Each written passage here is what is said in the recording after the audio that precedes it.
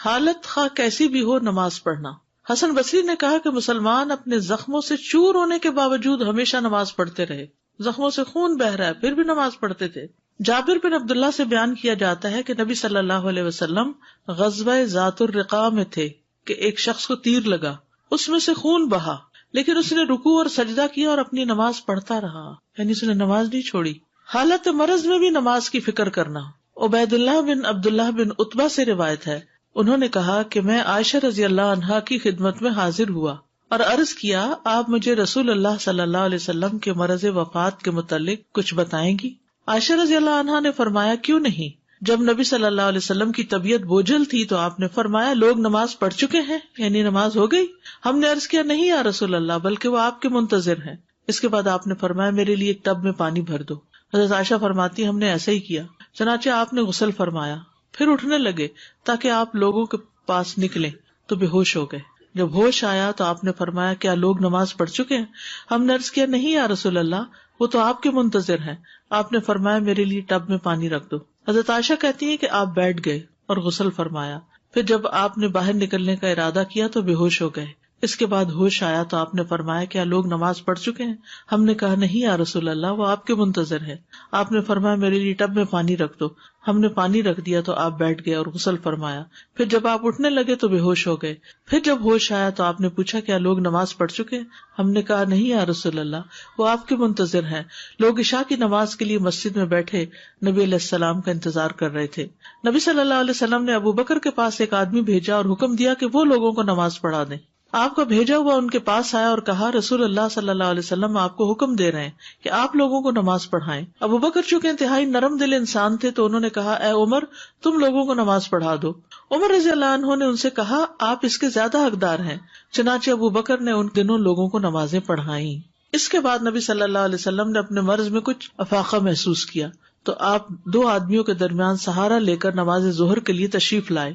ان میں سے ایک عباس رضی اللہ عنہ تھے، دوسرے کون تھے؟ حضرت علی بن ابی طالب. اس وقت ابو بکر لوگوں کو نماز پڑھا رہے تھے. جب ابو بکر رضی اللہ عنہ نے آپ کو دیکھا تو پیچھے ہٹنے لگے، مگر آپ نے ان کی طرف اشارہ کیا کہ پیچھے نہ ہٹیں. پھر آپ نے فرمایا مجھے ان کے پہلو میں بٹھا دو. چنانچہ ان دونوں نے آپ کو ابو بکر رضی اللہ عنہ کے پہلو میں بٹھا دیا. کہتے ہیں اس وقت ابو بکر رضی اللہ عنہ نبی صلی اللہ علیہ وسلم کی اقتداء میں نماز پڑھ رہے تھے، جبکہ لوگ ابو بکر کی اقتداء میں نماز ادا کر رہے تھے اور نبی صلی اللہ علیہ وسلم بیٹھے ہوئے تھے. وہ آہستہ اللہ اکبر کہتے ہوں گے نا، تو پھر حضرت ابو بکر اس کو دہرا رہے تھے. تو اس حدیث سے آپ دیکھیے کیا پتہ چلتا ہے کہ بے ہوشی بھی ہو تب بھی نماز نہیں چھوڑنا، نماز سے راحت پانا. عبداللہ بن محمد بن حنفیہ کہتے ہیں کہ میں اور میرے والد انصاریوں میں ہمارے سسرالیوں کے ہاں کسی کی عیادت کے لیے گئے بیمار کو پوچھنے، تو نماز کا وقت ہو گیا تو اس نے اپنے گھر والوں میں سے کسی کو کہا اے لڑکی میرے لیے وضو کا پانی لاؤ، شاید میں نماز پڑھ لوں تو راحت پاؤں. اب یہ بیمار ہے، جو بیمار ہے وہ کہہ رہے ہیں پانی لاؤ نماز پڑھوں. کہتے ہیں ہم نے ان کا یہ جملہ پسند نہ کیا تو انہوں نے کہا میں نے رسول اللہ صلی اللہ علیہ وسلم کو سنا ہے آپ فرماتے تھے اے بلال اٹھو ہمیں نماز کے ساتھ راحت پہنچاؤ. وہ عادت کرنے گئے ہیں، وہ پاس بیٹھے ہیں، نماز کا وقت ہو گیا، وہ کہتے پانی لاؤ تاکہ میں آرام پاؤں نماز سے.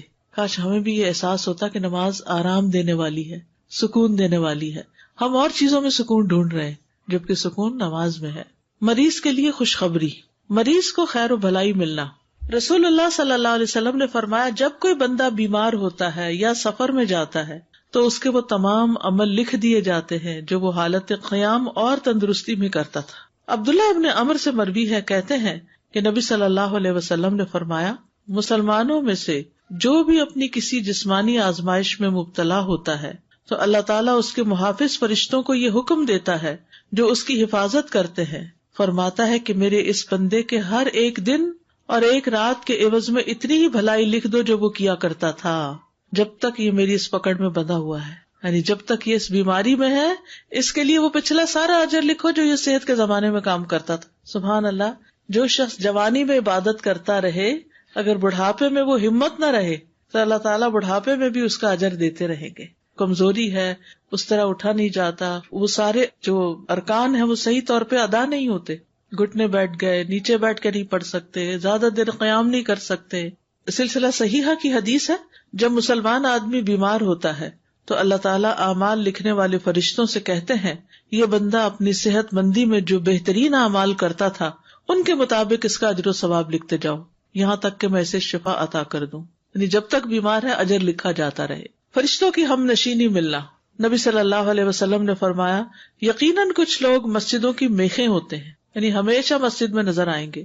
فرشتے ان کے ہم نشین ہوتے ہیں. اگر وہ غائب ہوں تو فرشتے انہیں تلاش کرتے ہیں. اگر وہ بیمار ہو جائیں تو ان کی عیادت کرتے ہیں، اور اگر کسی کام میں مصروف ہوں تو ان کی مدد کرتے ہیں. کئی دفعہ آپ بھاری سے بھاری مشکل سے مشکل کام آپ کو یوں لگتا ہے جیسے آسان ہو گیا، جلدی ہو گیا. اور جو لوگ دور دور سے ڈرائیو کر کے آتے ہیں اور ماشاءاللہ تھکتے نہیں، لیکن مسجدوں کی میخیں بننے والی بات ہے نا. استقامت اختیار کرتا ہے نا جب ایک انسان. کئی دفعہ لوگ آپ سے پوچھتے ہیں آپ تھکتے نہیں؟ آپ روز گھر سے جاتے ہیں، آپ روز اتنا سفر کرتے ہیں کہ ہم تو گھر کے کام کر کے ہی تھک جاتے ہیں، تو آپ باہر بھی کرتے ہیں گھر میں بھی کرتے ہیں، تو آپ واقعی نہیں تھکتے؟ کیوں نہیں تھکتے؟ اللہ کی مدد ہوتی ہے. وہ جو خوشی آپ کو ملتی ہے اللہ کے ذکر کی مجلس میں، تو اس سے ایک اور انرجی مل چکی ہوتی ہے انسان کو. مریض کے لیے نماز کے واجبات کی ادائیگی کا قاعدہ. جس طرح ممکن ہو اسی طرح نماز پڑھنا. عمران بن حسین رضی اللہ عنہ کہتے ہیں کہ مجھے بواسیر کا مرض تھا، پائلز تھے، تو میں نے نبی صلی اللہ علیہ وسلم سے نماز کے بارے میں دریافت کیا. آپ نے فرمایا کھڑے ہو کر نماز پڑھو، اگر تمہیں اس کی بھی طاقت نہ ہو تو بیٹھ کر ادا کرو، اور اگر اس کی بھی طاقت نہ ہو تو پہلو کے بل لیٹ کر پڑھ لو. یعنی کرسی پہ نہیں بیٹھ سکتے، چارپائی پہ نہیں بیٹھ سکتے تو لیٹ جاؤ، سائڈ پہ پڑھ لو. نماز کے جس رکن کو ادا کرنے کی طاقت ہو وہ ادا کرنا واجب ہے. مثلا آپ قیام کر سکتے ہیں لیکن رکوع نہیں کر سکتے تو قیام کر لیجئے. آپ قیام نہیں کر سکتے لیکن رکوع کر سکتے ہیں تو رکوع کر لیجئے. آپ قیام اور رکوع کر سکتے ہیں، سجدے میں نہیں جا سکتے تو قیام اور رکوع تو پراپر کیجئے. سجدے کے لیے آپ کرسی پہ بیٹھ کے اشاروں سے نماز پڑھ لیجئے. اسی طرح بعض اوقات قیام نہیں ہوتا، جیسے رمضان میں قیام ہوتا ہے نا، قیام اللیل، تو آپ کیا کرتے ہیں؟ کچھ دیر کھڑے رہتے ہیں پھر بیٹھ جاتے ہیں. لیکن رکوع اور سجدہ آپ کر سکتے ہیں تو رکوع اور سجدہ کرتے جائیں. یہ نہیں کہ ایک دفعہ بیٹھے تو ہر چیز بیٹھ کے کر رہے ہیں. تو یہ یاد رکھیے کہ نماز کا جتنا رکن آپ ادا کر سکتے ہیں، اگر سارا وقت کھڑے نہیں ہو سکتے، آدھا بھی ہو سکتا تو آدھا کھڑے ہو جائیں پھر بیٹھ جائیں. لیکن جب رکوع کا ٹائم ہے تو کھڑے ہو جائیں پھر رکوع کر لیں. نماز کے واجبات کو ادا کرنے کا قاعدہ یہ ہے کہ نمازی جس فعل کو سر انجام دینے کی طاقت رکھے اسے ادا کرنا اس پر واجب ہے، اور جس رکن کو ادا کرنے سے وہ عاجز ہو وہ ساقط ہے. جو کر ہی نہیں سکتے، ہم نے بعض اوقات ایسا تو گھٹنے اکڑ جاتے ہیں، تو آپ پوری طرح جلسہ استراحت میں پوری طرح پیچھے نہیں بیٹھ سکتے، یعنی آگے اکڑو سے ہو کے بیٹھے ہوئے ہوتے ہیں. کوئی بات نہیں، یہ نہیں کہ اٹھتے ہی دوبارہ سجدے پہ چلے گئے، نہیں، جتنا رک گئے، ٹیڑھے رکے، سیدھے رکے، جتنی استطاعت ہے. فاتقوا اللہ ما استطعتم. لہٰذا جو شخص قیام کرنے سے عاجز ہو تو وہ قیام کی حالت میں کرسی پر بیٹھ سکتا ہے، لیکن رکوع اور سجدہ اس کی اصل صورت میں ہی کرے گا. جیسے قیام سے عاجز ہے کوئی، جیسے لمبی نماز میں مثلاً، تو قیام میں کرسی پہ بیٹھ جائے لیکن رکوع اور سجدہ اصل صورت میں کرے، یعنی پھر اٹھ کے آرام سے رکوع بھی کرے، سجدے میں بھی جائے. اگر وہ قیام میں کھڑا ہو کر نماز ادا کرنے کی استطاعت رکھتا ہے اور اس کے لیے رکوع اور سجدہ کرنا مشکل ہے تو وہ کھڑے ہو کر نماز پڑھے گا اور رکوع اور سجدے کے وقت کرسی پر بیٹھ جائے گا اور اپنے سجدوں میں اپنے رکوع سے زیادہ جھکے گا. یہ نوٹ کر لیجیے، کس طرح کرسی پہ پڑھے گا؟ اپنے سجدوں میں رکوع سے زیادہ جھکے گا، یعنی بیٹھے بیٹھے ہی رکوع کرے گا کم جھک کر، اور جب سجدہ کرے گا بیٹھے بیٹھے تو زیادہ جھکے گا. قیام سے معذور شخص پر سجدہ اور رکوع کرنا لازم ہے. اگر وہ عذر کی وجہ سے قیام ترک کرے تو اس وجہ سے اس کے لیے اپنے سجدوں اور اپنے رکوع کے لیے کرسی پر بیٹھے رہنا جائز نہیں، وہ تو اٹھے اور کرے، جسے پہلے میں نے عرض کیا. علقمہ بن وقاص سے روایت ہے، انہوں نے کہا میں نے عائشہ رضی اللہ تعالی عنہا سے پوچھا جب رسول اللہ صلی اللہ علیہ وسلم بیٹھ کر 2 رکعتیں پڑھتے تو کیا کرتے تھے؟ جب بیٹھ کے نماز پڑھتے تھے تو کیا کرتے تھے؟ انہوں نے جواب دیا آپ ان میں قرات کرتے رہتے، جب رکوع کرنے کا ارادہ کرتے تو کھڑے ہو جاتے پھر رکوع کرتے تھے، یعنی قیام میں بیٹھ جاتے لیکن رکوع کے وقت پھر کھڑے ہو جاتے. سمجھ آ گئی بات؟ اوکے. سجدہ اور رکوع سے معذور شخص پر قیام کرنا لازم ہے، یعنی اگر کوئی شخص کھڑا تو ہو سکتا ہے لیکن رکوع اور سجدے میں نہیں جا پاتا تو کم از کم قیام ضرور کرے. کچھ لوگ ہوتے ہیں قیام کر سکتے ہیں لیکن وضو کیا، جا کے ڈھک کرسی میں بیٹھ گئے اور وہی سارا پڑھا. نہیں، اگر آپ کھڑے ہو کے کھانا پکا سکتے کچن میں تو نماز میں آ کے کیوں بیٹھ گئے؟ پھر وہ کبھی کہتے ہیں کہ ہمارے لیے بیٹھنا اٹھنا مشکل تو ہے لیکن اجر بھی ہے. صبح فجر کے وقت بیڈ سے بھی تو اٹھتے ہیں نا ہم. پھر اسی طرح یہ ہے کہ کرسی کو پکڑ کے اٹھ جائیں اگر ویسے نہیں اٹھ سکتے. ویسے بھی تو نماز کے لیے ٹیک لگا کے اٹھتے ہیں نا ہاتھوں کی، ٹھیک ہے نا. تو فاتقوا اللہ ما استطعتم، جتنی استطاعت ہے اتنا کام کرتے جاؤ. اگر وہ رکوع اور سجدہ اصل صورت میں ادا کرنے سے معذور ہے تو اس وجہ سے اس کا قیام کو چھوڑنا اور حالت قیام میں کرسی پر بیٹھنا جائز نہیں. کچھ قیام بیٹھ کر کچھ قیام کھڑے ہو کر کرنے کی اجازت ہے. حضرت عائشہ کہتی ہے کہ رسول اللہ صلی اللہ علیہ وسلم بیٹھ کر بھی نماز پڑھتے تھے. آپ بیٹھے ہوئے قرات فرماتے، جب آپ کی قرات سے اتنا حصہ بچ جاتا جتنی 30 یا 40 آیتیں ہوتی ہیں تو آپ کھڑے ہو جاتے اور کھڑے ہو کر ان کی قرات فرماتے، پھر رکوع کرتے، پھر سجدہ کرتے، پھر دوسری رکعت میں بھی ایسا ہی کرتے. سہارا لے کے نماز پڑھنے کی اجازت، کرسی کا سہارا یا پھر کوئی ستون کا سہارا، دیوار کا سہارا. رسول اللہ صلی اللہ علیہ وسلم جب بڑی عمر کے ہو گئے اور جسم کچھ بھاری ہو گیا تو اپنی جائے نماز کے پاس آپ نے ایک ستون بنا لیا، آپ اس کا سہارا لے کر نماز پڑھتے تھے. جو قیام نہ کر سکے وہ بیٹھ کر نماز پڑھ لے، جو قیام نہ کر سکے وہ بیٹھ کے نماز پڑھ لے. حضرت عائشہ سے روایت ہے کہ کچھ لوگ نبی صلی اللہ علیہ وسلم کی آپ کے ایک مرض کے دوران عیادت کرنے آئے، آپ نے انہیں بیٹھ کر نماز پڑھائی. شوکانی کہتے ہیں کہ اگر کوئی شخص کسی عذر کی بنا پر قیام کی استطاعت نہ رکھے تو بیٹھ کر نماز ادا کر لے، اور جو شخص عذر کی بنا پر بیٹھنے سے بھی قاصر ہو وہ پہلو کے بل لیٹ کر نماز ادا کر لے. اگر ٹیک لگا کے کر سکتا تو ٹیک لگا کے کر لے. کچھ ایسے معذور ہو جاتے ہیں نا کہ جو بیٹھ نہیں پاتے، بزرگ ہوتے ہیں، تو ان کو ٹیک لگوا دے. ابن تیمیہ کہتے ہیں کہ مسلمان اس پر متفق ہے اگر نمازی نماز کے بعض واجبات مثلاً قیام یا قرات یا رکوع یا سجود یا سطر چھپانے یا قبلہ رخ ہونے وغیرہ کی ادائیگی سے عاجز ہو تو یہ واجب اس سے ساقط ہو جاتے ہیں. جو کر نہیں سکتا وہ تو ٹھیک ہے، لیکن جو کر سکتا نماز کا کوئی بھی حصہ اس کو کر لیا جائے، یہ بیسک قاعدہ ہے. یہ اگر بات سمجھ آ جائے تو بہت سے سوالوں کا جواب آپ خود بھی دے سکتے ہیں. بیٹھ کر رکوع اور سجدہ کرنے کا طریقہ ابن عمر سے مروی ہے، وہ کہتے ہیں رسول اللہ صلی اللہ علیہ وسلم اپنے ایک بیمار ساتھی کی عیادت کے لیے نکلے، میں بھی آپ کے ساتھ تھا. جب اس کے پاس پہنچے تو کیا دیکھتے کہ وہ ایک لکڑی پر نماز پڑھ رہا ہے اور سجدہ کرتے وقت اپنی پیشانی اس پر ٹیکتا ہے. آپ صلی اللہ علیہ وسلم نے اس کی طرف اشارہ کیا تو اس نے لکڑی کو پھینک دیا اور اس نے تکیہ پکڑ لیا. تو رسول اللہ صلی اللہ علیہ وسلم نے فرمایا اس کو بھی ہٹا دو، یعنی تکیے کو. اگر تم استطاعت رکھتے ہو تو زمین پہ سجدہ کرو، نہیں رکھتے تو اشارے سے پڑھو اور اپنے سجدوں کو اپنے رکوع سے زیادہ جھکاؤ. یعنی تکیے، تختے، کسی چیز پہ پڑھنے کی ضرورت نہیں، ٹیبل پہ کسی بھی چیز پہ سر رکھنے کی ضرورت نہیں. اور یہ حدیث یاد رکھیے. عبدالعزیز بن باز کہتے ہیں کہ زمین یا کرسی پر بیٹھ کر نماز ادا کرنے کے لیے واجب ہے کہ وہ سجدہ کرتے وقت اپنے رکوع سے زیادہ جھکے، بس یہ یاد رکھیے. لیکن سجدے کی حالت میں اس کے لیے واجب ہے کہ اگر استطاعت ہو تو زمین پر ہاتھ رکھے اور رکوع میں دونوں گھٹنوں پر، یعنی جیسے نیچے بیٹھ کے کوئی پڑھ رہا ہے تو رکوع کے وقت کیا کرے، گھٹنوں پر ہاتھ رکھ لے، اور سجدے کے وقت کیا کرے، زمین پر ہاتھ رکھ لے. لیکن کوئی لکڑی اور بینچ اور یہ کچھ بھی رکھنے کی ضرورت نہیں. اگر زمین تک نہیں جاتا تو جہاں تک ہاتھ انگلیاں لگتی ہیں تو اتنی لگا لے تاکہ رکوع اور سجدے میں اشارے میں فرق ہو. لیکن اگر استطاعت نہ ہو تو اپنے ہاتھ گھٹنوں پر ہی رکھے، جیسا کہ نبی صلی اللہ علیہ وسلم سے ثابت ہے کہ مجھے 7 ہڈیوں پر سجدہ کرنے کا حکم دیا گیا ہے. پیشانی، اور آپ نے ناک کی طرف اشارہ کیا، دونوں ہاتھ، دونوں گھٹنے اور پاؤں کی انگلیاں. اور جو شخص ایسا کرنے سے عاجز ہو اور کرسی پر بیٹھ کر نماز ادا کرے تو اس میں کوئی حرج نہیں. یعنی زمین پہ نہیں بیٹھ سکتا تو کیا کرے، کرسی میں بیٹھ جائے. فاتقوا اللہ ما استطعتم، نبی صلی اللہ علیہ وسلم نے فرمایا اذا امرتکم بامر فاتوا منہ ما استطعتم، جب میں تمہیں کسی چیز کا حکم دوں تو تم اپنی استطاعت کے مطابق اس پر عمل کرو. رکوع اور سجود میں کمر جھکانے کا طریقہ، اگر کوئی شخص کمر جھکا نہیں سکتا، بعض لوگوں کی بیک کی سرجری ہوتی ہے، جھکا ہی نہیں سکتے، تو وہ سر جھکا لے، گردن ہی جھکا لے. اور اگر اس کی کمان کی طرح پہلے سے ہی دوہری ہو تو ایسا لگتا ہے کہ رکوع کی حالت میں ہے تو جب وہ رکوع کا ارادہ کرے تو تھوڑا اور جھکے. بعض لوگوں کا کب نکل جاتا ہے نا، کبڑا جیسے ہوتا ہے، اس کی کمر پہلے ہی ایسے ہے تو وہ کیا کرے، تھوڑا سا اور سر جھکا لے کر. سجدے کی حالت میں جتنا اس کے لیے ممکن ہو اپنے چہرے کو زمین کی طرف اور زیادہ قریب کرے، جتنا ممکن ہو نیچے تک جائے سجدے میں. یاد رکھیے کرسی پر بھی بیٹھے ہوئے جتنا آپ جھک سکیں جھکتے جائیں. اب صف میں کرسی رکھنے کا طریقہ، کرسی کو صف میں رکھنے کے متعلق علماء نے بیان کیا کہ جو شخص بیٹھ کر نماز ادا کرتا ہے اس کے لیے اس کی پشت معتبر ہوگی، چنانچہ نہ تو وہ صف سے آگے ہو نہ پیچھے ہو. مقعد وہ حصہ ہے جس پر جسم کا انحصار ہے، یعنی کرسی اس طرح رکھے کہ لائن میں اس کے کندھے دوسروں کے ساتھ لگ رہے ہیں، پاؤں نہیں.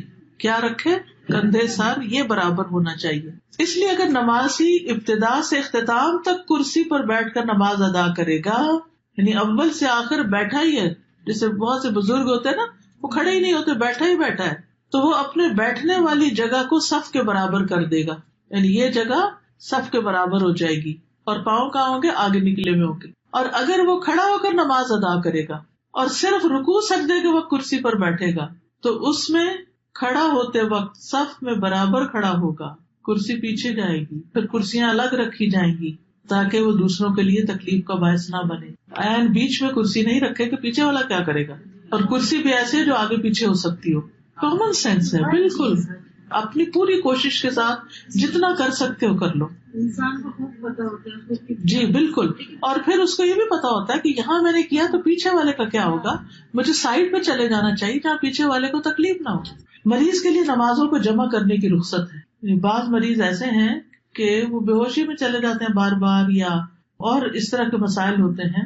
نمازیں قریب قریب وقت میں ہوتی ہیں، بار بار وضو کرانا، بار بار تیمم کرانا مشکل ہوتا ہے. مریض کے لیے جائز نہیں کہ وہ نماز کو اس کے وقت سے مؤخر کرے، اس وجہ سے کہ وہ طہارت حاصل کرنے سے عاجز ہے، بلکہ اسی قدر طہارت حاصل کر لے جو اس کے لیے ممکن ہے، پھر نماز کو اس کے وقت پر ہی ادا کرے، اگرچہ اس کے جسم، اس کے لباس اور اس کی جگہ پر ایسی نجاست ہو جسے صاف کرنے سے وہ عاجز ہو.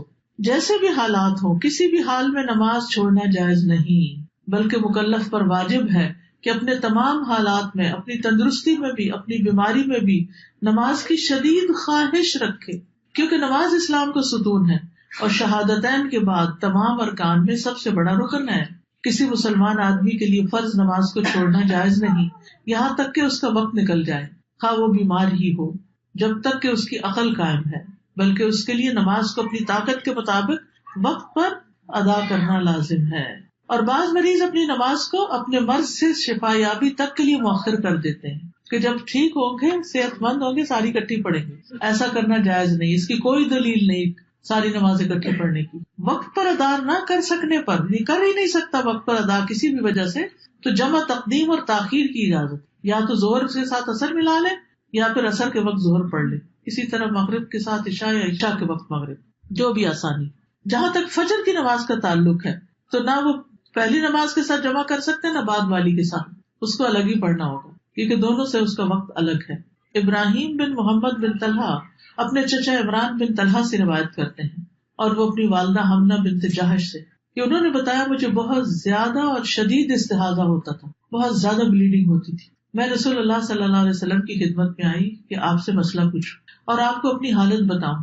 تو میں نے اپنے آپ کو اپنی بہن زینب کے گھر میں پایا، ان کے گھر چلی گئی جو نبی صلی اللہ علیہ وسلم کی اہلیہ تھی. میں نے عرض کیا اللہ کے رسول، میں ایسی عورت ہوں جسے بہت زیادہ شدید استحاضہ ہوتا ہے، آپ کا اس کے متعلق کیا فرمان ہے؟ اس نے مجھے نماز اور روزے سے بھی روک رکھا ہے. تو آپ نے فرمایا میرا خیال ہے کہ تم روئی رکھ لیا کرو، اس سے خون رک جائے گا.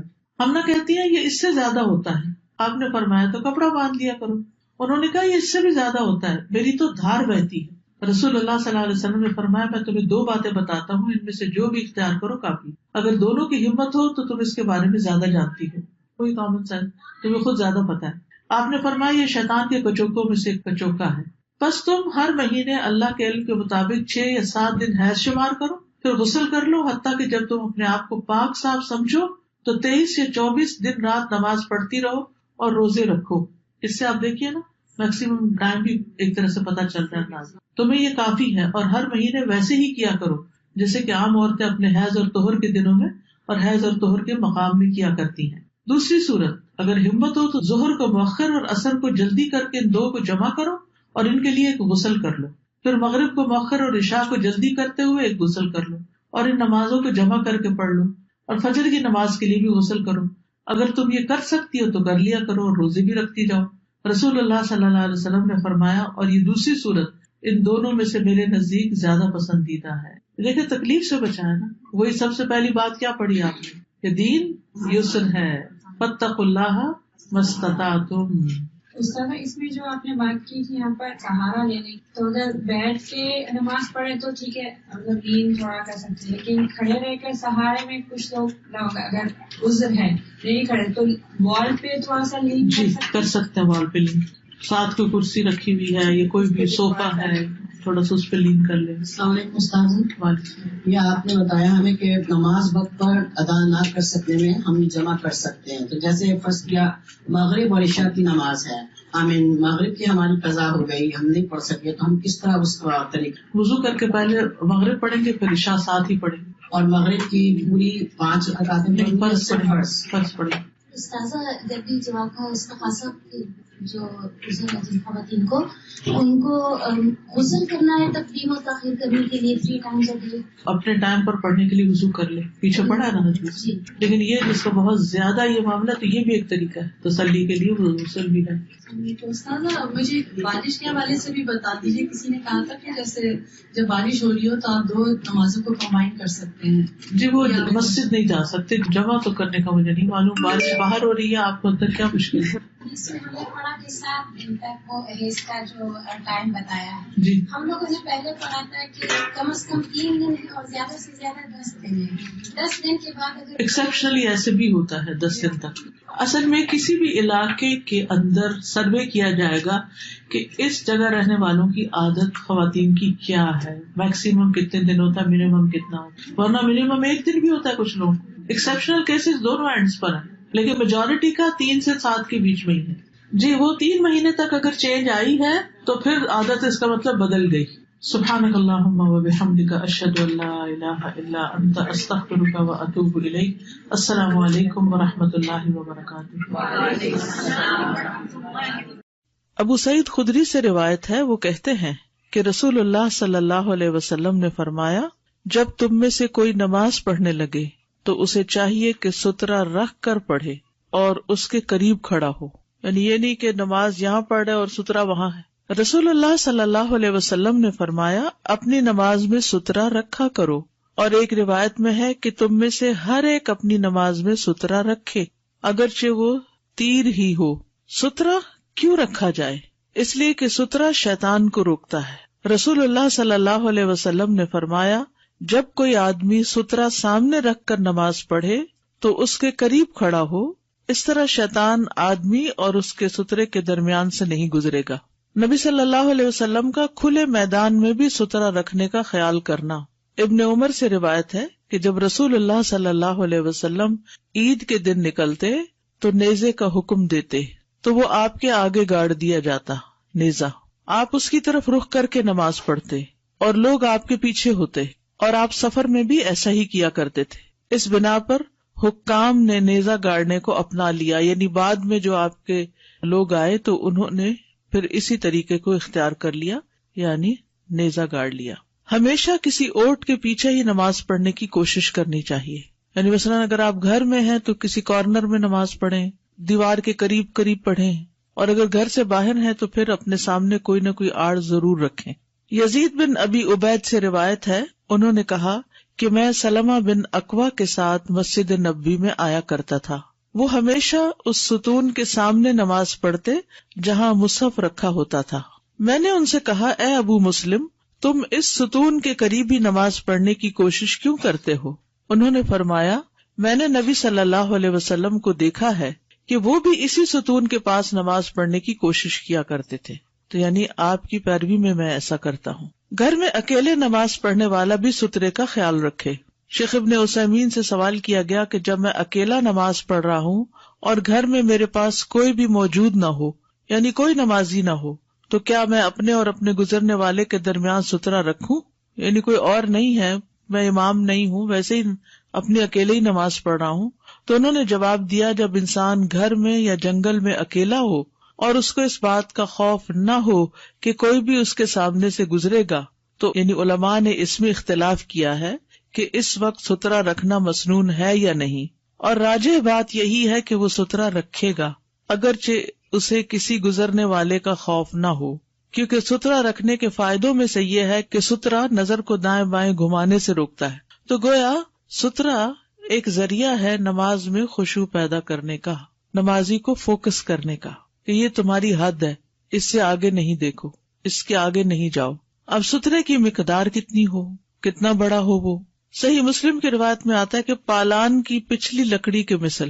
اگر آپ کبھی اونٹ کے اوپر ہودج رکھا ہوا دیکھیں تو پیچھے درمیان میں بیلنس کرنے کے لیے وہ ایک لکڑی سی رکھی ہوئی ہوتی ہے جس کے ساتھ ہلکی سی ٹیک بھی لگ سکتی ہے, تو اس لکڑی کے برابر. یہ لکڑی عموماً اتنی ہوتی ہے, ایک ہاتھ کے برابر, کونی سے لے کے بڑی انگلی تک یہاں بیچ میں, ٹھیک ہے. ابو ذر غفاری رضی اللہ عنہ سے روایت ہے, انہوں نے کہا کہ رسول اللہ صلی اللہ علیہ وسلم نے فرمایا, جب تم میں سے کوئی نماز کے لیے کھڑا ہو پھر اس کے سامنے پالان کی پچھلی لکڑی کے برابر کوئی چیز ہوگی تو وہ اسے سترا مہیا کرے گی، اور اگر اس کے سامنے پالان کی پچھلی لکڑی کے برابر کوئی چیز نہ ہو تو گدھا، عورت اور سیاہ کتا اس کی نماز کو قطع کر دیں گے، یعنی نماز ختم کر دیں گے اس کی، کیونکہ یہ تینوں چیزیں انسان کی توجہ اپنی طرف لے جاتی۔ میں نے کہا ابو ذر، سیاہ کتے کی لال کتے یا زرد کتے سے تخصیص کیوں ہے؟ انہوں نے کہا، میرے بھتیجے، میں نے بھی رسول اللہ صلی اللہ علیہ وسلم سے یہی سوال کیا تھا جو تم نے مجھ سے کیا، تو آپ نے فرمایا تھا سیاہ کتا شیطان ہوتا ہے، یعنی اس کی خاص حکمت تھی، اور اس کا گزرنا اصل میں کیا ہے کہ وہ نمازی کی نماز میں شبہ ڈالنا چاہتا ہے، یا اس کی خشوع اور خضوع جو ہے اس میں خلل ڈالنا چاہتا ہے۔ سترے کی لمبائی، امام نووی کہتے ہیں کہ حدیث میں نمازی کو اپنے آگے سترا رکھنے کا کہا گیا ہے، اور اس چیز کا بیان ہے کہ سترے کی کم از کم مقدار پالان کی لکڑی ہے اور وہ بازو کی ہڈی جتنی ہوتی ہے، یعنی کونی تک۔ ابن قدامہ رحمہ اللہ کہتے ہیں سترے کی لمبائی 1 ذراع یا اس جیسی مقدار ہے۔ امام احمد سے مروی ہے کہ وہ ذراع کی ہڈی کی مقدار ہے۔ عطا کہتے ہیں پالان کے پچھلے حصے کی لکڑی 1 ہاتھ یا اس سے کچھ زیادہ ہوتی ہے، یعنی بازو کا یہ ہوتا ہے نا کہ وہ ناپ کے تھوڑی بنائی جاتی کہ اتنی بنانی ہے، یہ تو ایک اندازہ ہی ہے، تھوڑی کبھی اونچی کبھی نیچی بھی ہو سکتی ہے، اور ظاہر یہ ہوتا ہے کہ یہ مقدار تقریباً ہے، تحدید کے لیے نہیں، یعنی کوئی حد نہیں مقرر کی گئی، اس سے بڑا بھی ہو سکتا ہے اور اس سے کچھ چھوٹا بھی ہو سکتا ہے، اس لیے کہ نبی صلی اللہ علیہ وسلم نے پالان کی پچھلی لکڑی کو مقدار بنایا ہے، اور پالان کی پچھلی لکڑی لمبے اور چھوٹے ہونے میں مختلف ہوتی ہے۔ کیا ہوتی ہے؟ مختلف ہوتی ہے، کبھی وہ 1 ذراع ہوتی ہے اور کبھی اس سے چھوٹی، تو جو اس ذراع کے قریب قریب ہو اسے سترا بنایا جا سکتا ہے۔ ذراع سے کیا مراد ہے؟ ذراع سے مراد کونی سے لے کر درمیانی انگلی تک کا حصہ ہے، کونی سے لے کے درمیانی انگلی تک کا، مڈل فنگر تک کا حصہ ہے۔ شیخ وہبہ الزہیلی حفظہ اللہ کہتے ہیں کہ فقہی اعتبار سے جو ذراع مقصود ہے وہ ہاشمی ذراع ہے، جو 61.2 سینٹی میٹر ہے، یعنی بنو ہاشم قبیلے کے لوگوں کی اوسط قامت کے مطابق، یعنی مراد اس سے یہ ہے کہ ان کے قد و کاٹ ذرا مختلف تھے باقی قبائل کی نسبت، تو اس کی طرف اشارہ ہے۔ کچھ نہ ملنے پر کسی چھوٹی چیز کو سترا بنانا، یعنی اگر آپ کے پاس اتنی چیز نہیں ہے تو پھر آپ کیا کریں، جو بھی ملے پھر وہ رکھیں۔ سفیان ابن عیینہ کہتے ہیں کہ میں نے شریک کو دیکھا کہ انہوں نے ہمیں ایک جنازے کے اجتماع میں عصر کی نماز پڑھائی تو اپنے سامنے اپنی ٹوپی رکھ لی۔ سترے میں مسنون تو یہی ہے کہ اس کی مقدار 1 ہاتھ کے برابر ہو، لیکن اگر کوئی چیز میسر نہ ہو تو اس سے کم بھی کفایت کر جائے گی۔ ٹھیک ہے۔ نیزے کو سترا بنانا، عبداللہ بن عمر رضی اللہ عنہما سے روایت ہے کہ نبی صلی اللہ علیہ وسلم کے لیے نیزہ گاڑ دیا جاتا تھا اور آپ اس کی طرف رخ کر کے نماز پڑھتے تھے۔ عون بن ابی جحیفہ سے روایت ہے، کہتے ہیں میں نے اپنے والد سے سنا، انہوں نے کہا رسول اللہ صلی اللہ علیہ وسلم دوپہر کے وقت ہمارے پاس تشریف لائے تو آپ کے لیے وضو کا پانی لایا گیا، آپ نے وضو کیا اور ہمیں ظہر اور عصر کی نماز پڑھائی، جبکہ آپ کے سامنے چھوٹا نیزہ تھا، عورتیں اور گدھے نیزے کے آگے سے گزر رہے تھے۔ یہ 2 باتیں اس لیے کی گئی کہ پچھلی حدیث سے کیا پتہ چلتا ہے کہ اگر عورت مرد مصلی کے آگے سے گزرے تو اس کی نماز ٹوٹ جاتی، لیکن اگر سترا رکھا ہوا ہو اور اس کے پار سے گزر رہی ہیں عورتیں، اپنے کام کاج سے آ رہی ہیں جا رہی ہیں، اگر باہر ہے گھر کے، مثلا رستے میں ہے، کسی سڑک پر ہے، کسی پارک میں ہے، یا پھر یہ کہ گھر کے اندر بھی خواتین ہیں، تو ایسی صورت میں اگر سترا رکھا ہوا تو کوئی بھی گزر سکتا ہے، اس سے نماز میں خلل نہیں آئے گا۔ سواری کو سترا بنانا، ابن عمر رضی اللہ عنہما سے روایت ہے کہ نبی صلی اللہ علیہ وسلم بوقت ضرورت اپنی سواری کو سامنے کر کے بٹھا لیتے اور اس کی طرف منہ کر کے نماز پڑھتے۔ نافع سے مروی ہے کہ وہ ابن عمر رضی اللہ عنہما سے روایت کرتے ہیں کہ نبی صلی اللہ علیہ وسلم اپنی سواری کو چوڑائی میں بٹھا دیتے، اپنی سواری کو چوڑائی میں بٹھا دیتے، پھر اس کی طرف منہ کر کے نماز پڑھتے۔ نافع کہتے میں نے کہا یہ بتائیے کہ اگر سواری کے اونٹ اپنی جگہ سے اٹھ جاتے، جس کو بٹھایا ہوا اٹھ ہی گیا، تو آپ کیا کرتے تھے؟ ابن عمر نے فرمایا صورت میں آپ پالان کو اپنے سامنے کھڑا کر لیتے، اس کی پچھلی لکڑی کی طرف رخ کر کے نماز پڑھتے۔ ابن عمر بھی ایسا ہی کیا کرتے۔ انسان کو سترا بنانا، کبھی ایسا ہوتا ہے نا کہ آپ کو کہیں سے لازماً گزرنا ہوتا ہے، تو اب آپ 2 لوگ ہیں تو آپ ایک کو سترا بنا لے اور دوسرا گزر جائے، جب دوسرا گزر جائے تو پھر پہلا بھی وہاں سے ہٹ جائے۔ اس میں کوئی حرج نہیں کہ نمازی آدمی کسی نماز پڑھنے والے کو یا بیٹھے ہوئے کو یا لیٹے ہوئے شخص کو اپنا سترا بنا لے. بیٹھے ہوئے اس طرح جیسے آپ نے مسجد میں نماز پڑھی، فرض پڑھنے کے بعد اگلی صف والا شخص تو بیٹھ کے کیا پڑھ رہا ہے؟ اذکار کر رہا ہے، اور پچھلے نے سنتیں شروع کر دی. تو اب آپ اذکار والے کے پیچھے سے نہیں گزریں گے، آگے سے گزر جائیں گے. وہ اذکار والا جو ہے وہ سنت پڑھنے والے کے لیے سترا بنا ہوا ہے. ٹھیک ہے. اسی طرح اگر کوئی لیٹا ہوا ہے تو اس لیٹے ہوئے کے پار سے گزریے، نمازی کی طرف سے نہیں، اس کے دوسری طرف سے گزر کے جائیے. یعنی اس میں کوئی حرج نہیں کہ نمازی آدمی کسی نماز پڑھنے والے کو یا بیٹھے ہوئے کو یا لیٹے ہوئے شخص کو اپنا سترا بنا لے، کیونکہ سترے کا مقصد یہ ہے کہ نمازی کے آگے سے گزرنے سے روکا جائے اور نگاہ کی بھی حفاظت کی جائے. کیونکہ جب انسان بہت سی ایکٹیویٹی اپنے سامنے دیکھتا ہے نا، کوئی آ رہا ہے کوئی جا رہا ہے، تو ادھر گیا تو اس کے پیچھے خیال چلا گیا، ادھر کوئی گزرا، کوئی کچھ کھا رہا ہے، کوئی بچہ آ گیا، کوئی کچھ، تو انسان کی توجہ نماز میں نہیں رہتی. لیکن جب ایک رکاوٹ اس نے کھڑی کی ہوئی ہے تو اس کا مطلب یہ کہ میری یہ لمٹ ہے، اس کے آگے مجھے نہیں دیکھنا. نبی صلی اللہ علیہ وسلم کی زوجہ عائشہ رضی اللہ عنہا سے مروی ہے، کہتی ہیں کہ میں رسول اللہ صلی اللہ علیہ وسلم کے سامنے سویا کرتی اور میرے دونوں پاؤں آپ کے قبلے کی جانب ہوتے. جب آپ سجدہ کرتے تو مجھے چھوتے، میں اپنے پاؤں سمیٹ لیتی تھی. پھر جب آپ کھڑے ہوتے تو میں انہیں پھیلا دیتی تھی، کیونکہ وہ اسی جگہ آپ سجدہ کرتے تھے. عائشہ کہتی ہیں رضی اللہ تعالیٰ عنہا کہ اس وقت گھروں میں چراغ نہیں ہوتے تھے، تو اس لیے آپ کو چھو کے مجھے ہٹانا پڑتا تھا. نافع سے مروی ہے کہ ابن عمر کو جب مسجد کے ستونوں میں سے کسی ستون کی طرف جانے کا راستہ نہ ملتا تو وہ کسی شخص کو کہتے اپنی پشت میری طرف کر لو، اور اس کے پیچھے پھر نماز پڑھتے تھے. یعنی اگر کوئی چیز نہیں ہے، عموماً تو صحابہ جو ہی اذان ہوتی تو ستونوں کی طرف دوڑتے تھے اور ان کے پیچھے اذان اور اقامت کے بیچ کے جو نوافل ہوتے ہیں وہ پڑھتے تھے. لیکن اگر کوئی جگہ نہیں رہی تو پھر انسان کسی آگے والے انسان کو ہی اپنا سترا سمجھ لے. اب سوال ہی پیدا ہوتا ہے کہ نمازی اور سترے کے بیچ میں کتنا فاصلہ ہونا چاہیے. سہل بن سعد رضی اللہ عنہ سے روایت ہے، کہتے ہیں کہ رسول اللہ صلی اللہ علیہ وسلم کی جائے نماز اور دیوار کے درمیان اس قدر فاصلہ ہوتا کہ بکری گزر سکتی تھی. یعنی ایک شخص سجدے میں ہے اور اس کے آگے سے بکری گزر سکتی ہے، اس کے پار سترا ہوگا. یعنی بالکل سر کے ساتھ سترا نہیں ہوگا، تھوڑے فاصلے پر ہوگا، ذرا سا آگے.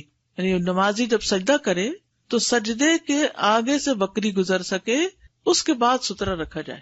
عبداللہ بن عمر رضی اللہ عنہما جب کعبہ کے اندر داخل ہوتے تھے تو داخل ہوتے ہی سامنے کی طرف بڑھتے چلے جاتے اور بیت اللہ کے دروازے کو اپنی پشت کی طرف کر لیتے تھے. پھر آگے بڑھتے یہاں تک کہ جب ان کے اور سامنے والی دیوار کے درمیان تقریباً 3 ہاتھ کا فاصلہ رہ جاتا تو نماز پڑھتے. 3 ہاتھ، ٹھیک ہے، ہاتھ کا مطلب سمجھ گیا نا کہاں تک؟ جی ہاں، کوہنی سے درمیان. تو 3 ہاتھ کا فاصلہ، یعنی کھڑے ہو کر 3 ہاتھ کا فاصلہ. وہ نماز پڑھنے کے لیے اس جگہ کا رخ کرتے جس کے متعلق انہیں بلال رضی اللہ عنہ نے اطلاع دی تھی کہ وہاں نبی صلی اللہ علیہ وسلم نے نماز پڑھی ہے. یعنی مثلاً اگر جیسے میں نماز پڑھتی، اس کو وہ دیوار سترا ہو جاتی. اب ظہر کی میں ہر دفعہ یہاں اس جگہ پر پڑھتی تو اس میں آپ دیکھیے کہ سجدے کے بعد تقریباً 1.5 گز جگہ، اور وہاں سے کسی کو نہیں آگے پیچھے ہونا چاہیے، نہیں گزرنا چاہیے، کیونکہ وہ دیوار سترا ہے یا یہ چیئر سترا ہے. تو اتنی جگہ ہوتی تھی دیوار اور ان کے درمیان. کعبہ کے اندر کی بات ہو رہی ہے یہاں پر.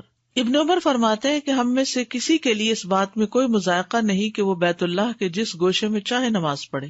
امام کا سترا سب کا سترا ہے. عبداللہ بن عباس رضی اللہ عنہما نے فرمایا کہ میں ایک گدھی پر سوار ہو کر آیا اور میں اس وقت بلوغت کے قریب پہنچا ہوا تھا، اور رسول اللہ صلی اللہ علیہ وسلم منا میں دیوار کے علاوہ کسی اور سترے کی طرف رخ کر کے لوگوں کو نماز پڑھا رہے تھے.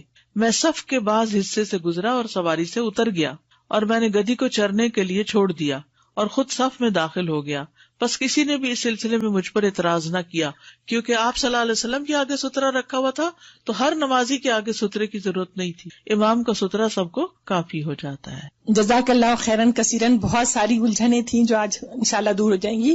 سب سے ضروری بات تو یہ کہ میں یہ سوچتی تھی کہ نمازوں کی صفیں کھڑی ہوتی ہیں تو ہم جب ایک آدمی ہمارے سامنے کھڑا نماز پڑھ رہا ہے تو ہماری نماز ہو جاتی ہے، اور اگر جب ہم اکیلے نماز پڑھتے ہیں یا مسجد میں لوگ اور بھی ہیں اور لوگ سامنے سے گزرتے ہیں تو ہمیں یہ خیال ہوتا ہے نمازیوں کی اس کو کیسے روکیں. یا اکثر و بیشتر اب یہاں مسجد میں بچے آتے ہیں تو صفوں کے درمیان وہ دوڑ لگاتے ہیں، تو ذہن الجھتا ہے کہ بھئی یہ بچے تو روک نہیں سکتے نماز ہوئی کہ نہیں ہوئی. تو یہ 2 ذرا چیزیں واضح کریں. اس میں یہ ہے کہ اگر امام کے آگے سترا ہے تو بچے دوڑ لگا سکتے ہیں بیچ میں, کوئی حرج نہیں. السلام علیکم. وعلیکم. جیسے ہم گھر میں لیونگ روم میں جب نماز پڑھتے ہیں تو آگے کوئی کشن وغیرہ رکھ لیتے ہیں, تو وہ کافی ہوتا ہے 1 یا 2 کشن کی اونچائی؟ 2 کشن رکھ لیں. 2 کشن. اور مسجد میں جب ہم جاتے ہیں تو جب نفل وغیرہ پڑھ رہے ہوتے ہیں یا سنتیں, تو اس وقت آگے سے لوگ بھی گزر رہے ہوتے ہیں تو ہمارا آگے پرس رکھا ہوا ہوتا ہے. ہاں ٹھیک ہے, وہ کافی ہو جاتا ہے کیونکہ اس جگہ اب کہیں سے کرسی لا کے تو آپ رکھ نہیں سکتے. ہاں جی. اگر کوئی پلر وغیرہ ہے تو پلر کے پیچھے کھڑے ہو جائیں, اگر پلر کے پیچھے نہیں تو پھر آپ آگے اپنے خود انتظام کر لیں, جو چیز بھی آپ کے پاس میسر ہے. میں بھی یا جہاں عید کی نماز ہوتی ہے کہ جوتے آگے رکھے ہوتے ہیں, کوئی حرج نہیں, اگرچہ پسندیدہ نہیں, لیکن اب لوگوں کو یہ بھی مسئلہ ہوتا ہے کہ کہاں چھوڑیں, کیونکہ آپ سب کے ساتھ یہ تجربہ ہو چکا ہوگا کہ آپ نے جہاں بھی چھپا کے رکھے وہاں سے مزید چھپ گئے. استاذہ جو سوئے ہوئے انسان کا سترہ وہ تھوڑی سی وضاحت کر دیں. جیسے بچہ پلنگ پہ لیٹا ہوا ہے اور آپ پلنگ کے پاس ہی نماز پڑھ رہے ہیں تو کوئی حرج نہیں, لیٹا رہے. تو اس کے اور اپنے درمیان کوئی چیز رکھنے کی ضرورت نہیں, بس آپ کے آگے سے کوئی گزرے گا نہیں. انسان آگے لیٹا ہوا ہو اور ہم اس کے پیچھے. جی ہاں, پڑھ سکتے, کوئی بھی چیز رکھ سکتے ہیں نماز پڑھنے کے لیے. جی ہاں. اگر کسی شخص کو بیٹھے ہوئے کو بنایا ہے آپ نے سترہ, تو اس کی آپ کی طرف پیٹھ ہونی چاہیے, پیٹھ ہونی چاہیے, فرنٹ نہیں ہونا چاہیے. السلام علیکم استاذہ جی.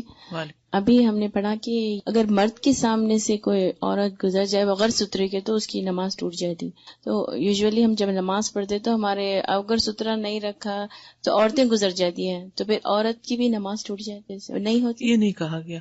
جیسے سواری سامنے سے چلی گئی تو کوئی شخص بیٹھا ہے وہ اٹھ کے چلا گیا, تو پھر ہم کیا کچھ ہاتھ سے اٹھا کے رکھ سکتے ہیں؟ رکھ سکتے. جزاک اللہ. السلام علیکم استاد جی. میں نارملی کچن میں جو ٹیبل ہے کھانے کا اس پہ کرسی پہ بیٹھ کے پڑھتی ہوں, اور کافی فاصلہ ہوتا ہے کہ میں سجدہ کر سکوں کیونکہ میں کرسی پہ بیٹھتی ہوں. تو یہ جو میرا ٹیبل ہے کچن کا وہ سترا ہے میرا؟ جی سترا. آگے پیچھے کوئی بھی آ جا سکتا ہے؟ جی, اس کے پار سے گزریں گے. پھر مگر میرے چھوٹے 2 پوتے ہیں تو وہ سامنے سے بھی گزر جاتے ہیں کسی وقت. ایک تو خیر بہت چھوٹا ہے, جو نہ سمجھ ہے جی اس کی تو خیر ہے, لیکن جو سمجھدار ہے اس کو سمجھانا چاہیے, روکنا بھی چاہیے نماز میں. ابھی وہ ڈسکس کے 3 ہاتھ ہونا چاہیے سترا, تو کھڑے ہونے کی جگہ سے یا سیدھے کی؟ نہیں, سترا تو 3 ہاتھ نہیں ہونا چاہیے, فاصلہ کھڑے ہونے کی جگہ سے, کھڑے ہونے کی جگہ سے 3 ہاتھ سترا جزاک رکھا ہونا چاہیے. السلام علیکم استاذہ, مجھے یہ معلوم کرنا تھا کہ جیسے ہم گھر میں نماز پڑھ رہے ہیں نا, سم ٹائم ایسا ہوتا ہے کہ خواتین فیملی روم میں نماز پڑھ رہی ہوتی ہیں اور مرد حضرات پیچھے والے کمرے میں پڑھ رہے ہوتے ہیں, تو کیا یہ ضروری ہے کہ مردوں کا آگے ہونا نماز کے اندر؟ جی ہاں, آگے ہونا ضروری ہے. تو وہ دیوار کی کنڈیشن نہیں وہاں پہ لاگو ہوتی ہے؟ جیسے دیوار ہونی, بیچ میں دیوار ہوتی ہے, آدمی یوزلی جہاں وہ لوگ بیٹھے ہوتے ہیں وہ لوگ وہیں پڑھنا پسند کرتے ہیں, خواتین آگے بیٹھے ہوتے ہیں تو وہ آگے پڑھ لیتی ہیں. نہیں, آگے تو نہیں ہو سکتی نماز ان کی, اپنی اپنی پڑھ لینا, پھر جماعت نہیں ہو سکتی, اپنی اپنی پڑھیں گے چاہے دیوار بھی ہو بیچ میں. جی, مرد کا آگے ہونا ضروری نہیں. اگر تو آپ اپنی اپنی نماز پڑھ رہے ہیں اور وہ الگ کمرے میں بیٹھے ہیں, آپ الگ کمرے میں بیٹھے ہیں, تو جہاں مرضی پڑھیں, اس سے تو فرق نہیں پڑتا. اگر جماعت آپ کر رہے ہیں تو پھر وہ آگے ہوں گے اور آپ ان کے پیچھے ہوں گے, سائڈ پر نہیں. السلام علیکم استاذہ, میں نے دیکھا ہے کہ بعض اوقات ایسا ہوتا ہے کہ عورتیں نماز پڑھ رہی ہوتی ہیں اور ان کے آگے کوئی سترا نہیں ہوتا, یا وہ سترا ہے مطلب کوئی لیڈی ہوں گی وہ اٹھ کے چلی جاتی ہیں, تو کسی نے گزرنا ہوتا ہے تو بعض اوقات کوئی ایک اور عورت آ کے ان کے آگے کھڑی ہوتی ہے, وہ گزر جاتی ہے, اور وہ بھی, کیا یہ پریکٹس ٹھیک ہے؟ ٹھیک. اوکے جزاک. نمازی کے آگے سے گزرنے کی سزا. بصر بن سعید رضی اللہ عنہ روایت کرتے ہیں کہ زید بن خالد نے انہیں ابو جہیم کی طرف بھیجا کہ ان سے نمازی کے سامنے سے گزرنے والے کے متعلق پوچھیں کہ انہوں نے رسول اللہ صلی اللہ علیہ وسلم سے اس کے متعلق کیا سنا ہے. ابو جہیم نے کہا, رسول اللہ صلی اللہ علیہ وسلم نے فرمایا, اگر نمازی کے سامنے سے گزرنے والا یہ جانتا کہ اس پر کس قدر گناہ ہے تو وہ آگے سے گزرنے کی بجائے وہاں 40 تک کھڑے رہنے کو پسند کرتا. راوی حدیث ابو نضر نے کہا, مجھے یاد نہیں کہ بصر نے 40 دن کہے یا 40 مہینے کہے یا 40 سال کہے. بہرحال اگر 40 دن بھی ہوں تو کھڑے ہونا کیا آسان ہے؟ 40 سیکنڈ کھڑے ہونا مشکل ہوتا ہے. وہ جلدی میں ہی تو ہوتے ہیں جو گزر رہے ہوتے ہیں, لیکن اگر اس کو پتا چل جائے کہ کتنی سخت سزا ہے, کتنا گناہ ہے, تو انسان وہاں رکا ہی رہے اور گزرے نہ. سترے اور نمازی کے درمیان سے گزرنے والے سے لڑائی کرنا. ابو صالح سمان روایت کرتے ہیں کہ میں نے ابو سعید خدری کو دیکھا کہ وہ جمعے کے دن کسی چیز کو لوگوں سے سترا بنا کر نماز پڑھ رہے تھے کہ ابو معیط کے بیٹوں میں سے ایک نوجوان نے ان کے آگے سے گزرنے کی کوشش کی. صحابی تھے، جمعے کے دن سترہ رکھ کے نماز پڑھ رہے تھے، تو ابو سعید نے اس کو سینے سے دھکیل کر روکنا چاہا، یعنی بالکل آگے سے گرنے لگے، تو اب نمازی کہاں تک دھکیل سکتا ہے؟ جہاں تک اس کا بازو ہے۔ اس نوجوان نے ادھر ادھر دیکھا، لیکن سوائے ان کے آگے سے نکلنے کے اور کوئی راستہ نہ پایا۔ اس نے پھر وہی کیا تاکہ نکل جائے، تو ابو سعید نے اسے پہلے سے زیادہ سخت دھکا دیا، تو اس نے اس پر ابو سعید کو برا بھلا کہا۔ پھر وہ مروان کے پاس چلا گیا، حاکم تھا اس وقت، اور ابو سعید رضی اللہ عنہ سے جو معاملہ ہوا اس کی شکایت کی کہ انہوں نے نماز میں دھکا دیا مجھے۔ ابو سعید بھی اس کے پیچھے مروان کے پاس چلے گئے، تو مروان نے کہا، اے ابو سعید، تمہارا اور تمہارے بھتیجے کا کیا معاملہ، یہ کیا جھگڑا ہے؟ ابو سعید نے کہا کہ میں نے نبی صلی اللہ علیہ وسلم کو یہ فرماتے ہوئے سنا ہے کہ جب تم میں سے کوئی شخص کسی چیز کو لوگوں سے سترا بنا کر نماز پڑھے، تم میں سے کوئی شخص کسی چیز کو لوگوں سے سترا بنا کر نماز پڑھے، پھر کوئی اس کے سامنے سے گزرنے کی کوشش کرے تو اسے چاہیے کہ اس کو روکے، پھر اگر گزرنے والا نہ رکے تو وہ اس سے لڑے، کیونکہ وہ شیطان ہے، یعنی شیطان اس کے سر پر ہے، اس لیے وہ اس کو ہٹانے کی پوری کوشش کرے۔ سترے اور نمازی کے درمیان سے جانور کو گزرنے سے روکنا، سترے اور نمازی کے درمیان سے جانور کو گزرنے سے روکنا۔ عمر ابن شعیب اپنے والد شعیب سے اور وہ اپنے دادا سے روایت کرتے ہیں، ہم نے رسول اللہ صلی اللہ علیہ وسلم کے ساتھ مقام سنیت اذاخر میں پڑاؤ کیا۔ کوئی جگہ تھی، نماز کا وقت ہو گیا تو آپ نے ایک دیوار کی طرف منہ کر کے نماز پڑھی اور اسے قبلہ بنایا، اور ہم آپ کے پیچھے تھے۔ بکری کا ایک بچہ آیا اور آپ کے آگے سے گزرنے لگا، آپ اسے روکتے رہے حتیٰ کہ آپ کا پیٹ دیوار سے جا لگا اور وہ بکری کا بچہ آپ کے پیچھے سے گزر گیا۔ اس سے کیا بات پتہ چلتی ہے کہ کسی کو گزرنے مت دو، ہاتھ سے روک دو۔ جیسے آپ نے کہا نا، بچہ ایک چھوٹا ہے، نہ سمجھ ہے، اس کو سمجھ نہیں آئے گی، لیکن جو سمجھدار ہے اس کو روکنا چاہیے، کیونکہ جب ہم روکتے نہیں نا تو بچوں کو یہ تعلیم اور ادب آتا ہی نہیں، اور وہ کیا کرتے ہیں، ہر نمازی کے آگے سے گزر جاتے ہیں۔ پھر جن بچوں کو گھر میں نماز کے آگے گزرنے سے روکا نہیں گیا، وہ پھر کسی کے آگے سے بھی گزر جاتے، مسجد میں بھی لحاظ نہیں رکھتے۔ یعنی آپ یوں سمجھیے کہ جیسے ہماری جائے نماز جتنا فاصلہ ہوتا ہے نا، تو جائے نماز جہاں ختم ہوتی ہے وہاں سترا رکھا جاتا ہے، اس کے آگے سے کوئی بھی گزر سکتا ہے سترے کے پار سے، لیکن لوگ جائے نماز کے اوپر ہی پاؤں رکھ کے آپ کے آگے سے ہی گزریں گے۔ بعض لوگ تو سنت نہیں پڑھتے اور پھر سنت پڑھنے والوں کی سنتیں سخت خراب کرتے ہیں اور ان کے آگے سے گزرتے ہیں، اور نیچے نہیں دیکھتے، کوئی سجدہ کر رہا ہے، کوئی کچھ، ٹھوکر لگ جاتی ہے، اوپر گر جاتے ہیں۔ کتنا خطرناک ہے گردن پہ کسی کے گرنا۔ تو انسان مسجد میں بہت ہی کانشیس رہے، کسی کے بھی سر کو، کسی کے بھی ماتھے کو پاؤں سے ٹھوکر دینا کوئی پسندیدہ بات تو نہیں۔ اصل میں یہ ہے کہ جب سنت شروع کرتے ہیں اس وقت نہیں پتا ہوتا کہ اب یہ کون سنت پڑھ رہا ہے اور کون نہیں پڑھ رہا، وہ سنت شروع کر دیتے ہیں۔ اتنے میں لوگ اپنا یا تو جلدی جلدی سنت پڑھ کے نکلتے ہیں، یا پھر پہلے اذکار کرتے رہتے ہیں، پھر ایک دم اٹھ کے چلے جاتے ہیں۔ تو کچھ لوگ اذکار جو ہے وہ بعد میں کرتے ہیں، سنت پہلے پڑھتے ہیں۔ تو ہر شخص کو اللہ نے عقل سمجھ دی ہے، جب وہ اٹھے، کھڑا ہو، جائزہ لے کہ میں نے گزرنا کہاں سے ہے، کہ میں کسی کے آگے سے نہ گزروں، کیونکہ دو لوگوں کے بیچ میں سے تو آپ سیدھا سیدھا گزر سکتے، تھوڑا آگے زگ زیگ ہو کے، لیکن پورا کراس کر کے کسی کو نہیں گزر سکتے، اور نہیں گزرنا چاہیے۔ سترے کے پیچھے سے گزرنے والے کی پرواہ نہ کرنا، یعنی اگر سترے کے پار سے کوئی گزر رہا ہے تو گزرتا رہے۔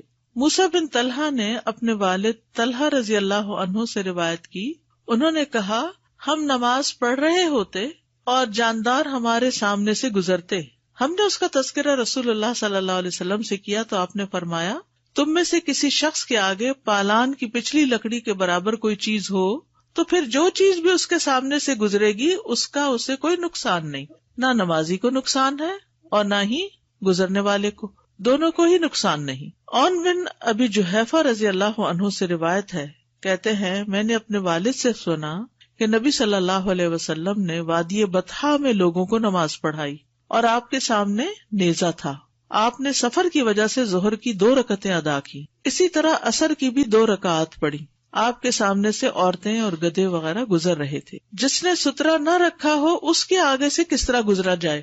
اب یہ تو تھا سترا رکھنے والے کے آگے سے کیسے گزرنا ہے، اب یہ کہ جس نے رکھا ہی نہیں سترا، اب کیا کریں؟ بعض اوقات ایسا ہوتا نا، آپ کو گزرنا ہے لیکن آپ دیکھتے نمازی نماز پڑھا کھلے میدان میں اور کوئی چیز آگے نہیں ہے، تو سمجھ نہیں آتی کہ کتنی دور سے گزر سکتے ہیں۔ مسلمان کے لیے جائز نہیں کہ وہ نمازی کے سامنے سے گزرے، کیونکہ اس میں نمازی کے آگے سے گزرنے والے کے لیے شدید وعید ہے۔ اگر کوئی آگے سے گزرنے کا ارادہ کرے اور کوئی رکاوٹ نہ ہو تو وہ کسی لاٹھی کو گاڑ دے یا کوئی کرسی رکھ دے یا کسی آدمی کو حکم دے کہ وہ نمازی کے آگے کھڑا ہو جائے، پھر وہ اس کے پیچھے سے گزر جائے. جی، کسی اور کو کھڑا کر کے پھر اس کے پیچھے سے گزر جائے. کتاب الاقناع میں اس کی شرح کے ساتھ المستوعب میں آیا ہے، اگر گزرنے والے کو گزرنے کی ضرورت ہو تو وہ نمازی کے آگے کچھ ڈال دے جو اس کا سترا بن جائے، پھر اس کے پیچھے سے گزر جائے تو اس کا گزرنا سترے کے پیچھے ہوگا. خاص طور پر جیسے مسجد میں آپ کے پاس آپ کا پرس ہوتا ہے تو آپ کیا کر سکتے ہیں کہ اگر آپ کو گزرنا ہے اور آپ دیکھ رہے ہیں کہ نمازی جو ہے وہ نماز پڑھ رہا ہے اور اب آپ نہ یہاں کھڑے بھی نہیں ہو سکتے تو اپنا پرس رکھیں، گزر جائے اور پرس اٹھا لیں، وہ چھوڑ کے نہ جائے. جی ٹوپی کا آ چکا ہے نا، اب مجبوری ہے، یعنی جب کوئی چیز نہیں، کوئی چارہ نہیں تو پھر اتنا بھی کافی ہے. خصوصاً حرم میں کرنا پڑتا ہے، بیگ رکھ رکھ کے گزرنا پڑتا ہے. اصل مقصد کیا ہے؟ اصل مقصد ہے نماز میں یکسوئی پیدا کرنا، توجہ ایک جگہ پہ رکھنا، فوکس کا ہونا، کیونکہ اب آپ اپنے آپ کو کنفائنڈ محسوس کرتے ہیں نا کہ آپ کے آگے ایک چیز. سترا رکھنے والے نمازی کے آگے سے گزرنے کی مسافت، یعنی اب کتنی دور سے آپ گزریں گے، اب سترا ہی نہیں رکھا اس نے. جہاں تک نمازی کے آگے سے گزرنے کی مسافت کا ضابطہ ہے، جب اس کے آگے سترا نہ ہو تو اس بارے میں علماء کے کئی اقوال ہیں. ہم صرف ان دو زیادہ مضبوط اقوال کو ذکر کرنے پر ہی اتفاق کریں گے. بعض اہل علم اس طرف گئے ہیں کہ مسافت عرف کے مطابق ہوگی، یعنی عرف میں جس کو دوری کہتے ہیں جہاں سے نمازی متوجہ نہیں ہوتا، یعنی آپ نماز پڑھ رہے ہیں اور آپ نے سترا نہیں رکھا تو کوئی وہاں سے گزرنا چاہتا ہے، کہاں سے گزرے، کتنی دور سے گزرے؟ اتنی دور سے جو اس کی نگاہ کے دائرے سے باہر ہو. نگاہ کہاں ہوگی؟ سجدے کی جگہ پر.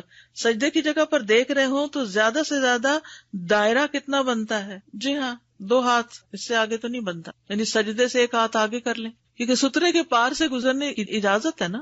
تو اب سترا رکھنے کی جگہ کون سی بتائی گئی؟ سجدے کے بعد بکری گزرنے کی جگہ.